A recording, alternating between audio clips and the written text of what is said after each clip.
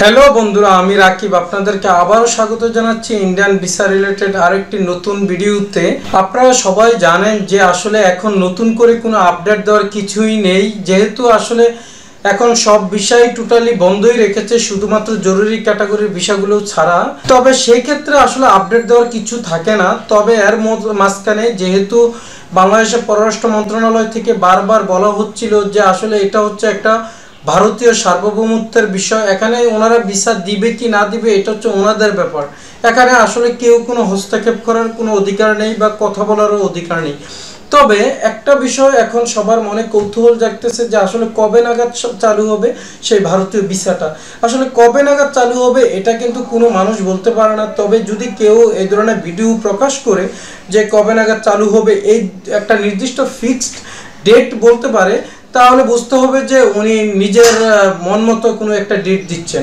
আসলে সত্যিকার অর্থে কোনো ডেট এখনও ভারতীয় এমবেসি বা হাই কমিশন থেকে আসেনি, বা ভিসা সেন্টার থেকে অর্থাৎ আইবেক সেন্টার থেকে এই ধরনের কোনো নোটিশ জারি হয়নি। তাই জন্য বলা যাচ্ছে না যে বিশেষ করে ট্যুরিস্ট ভিসাটা অথবা সকল ভিসা যে একটা মানে বৃহৎ পরিসরে ছেড়ে দেওয়া এটা কবে নাগাদ চালু হবে এই ধরনের কথা কিন্তু এখনও ওনারা বলেনি।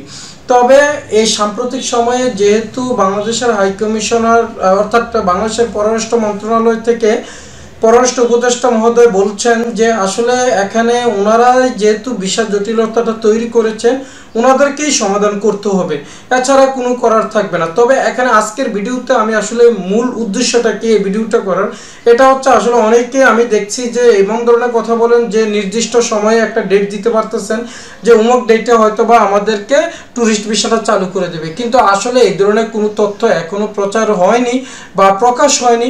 তাহলে ওনারা কোত্থেকে পান বা কোথা থেকে এই ধরনের নিউজগুলো ওনারা কালেক্ট করেন ওনারা বলতে পারেন।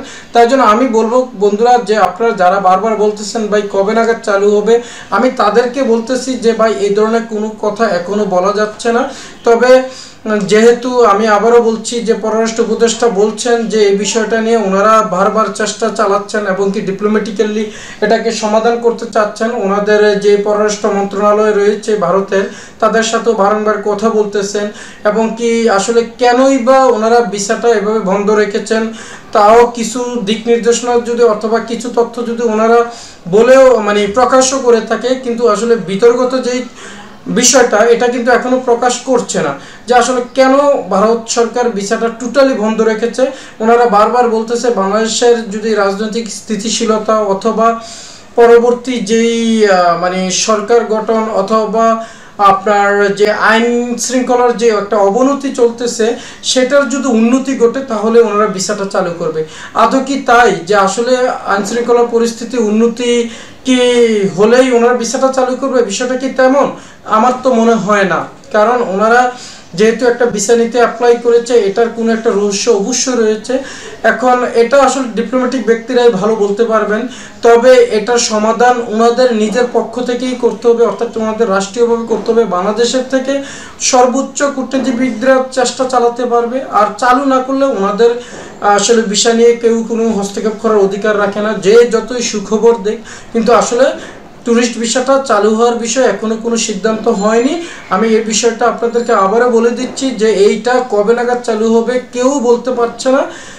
একমাত্র মেডিকেল ভিসাটা অথবা আপনার অন্যান্য যে জরুরি ক্যাটাগরির ভিসাগুলো আছে সেগুলো আপনি পাবেন, এটা নিশ্চিন্তে থাকতে পারেন। যদি আপনি আপনার প্রয়োজনীয় কাগজপত্র এবং কি আপনার জরুরি যে দরকার ভিসাটা এটা যদি আপনি এমবেসিকে বুঝাইতে পারেন অবশ্যই আপনি ভিসাটা পাবেন। ওকে বন্ধুরা, ভালো থাকবেন। পরবর্তীতে আপনাদের সাথে আবারও কথা হবে অন্য কোনো ভিডিওতে অন্য কোনো বিষয় নিয়ে। ততক্ষণ পর্যন্ত সবাই সুস্থ থাকবেন। আল্লাহ হাফেজ।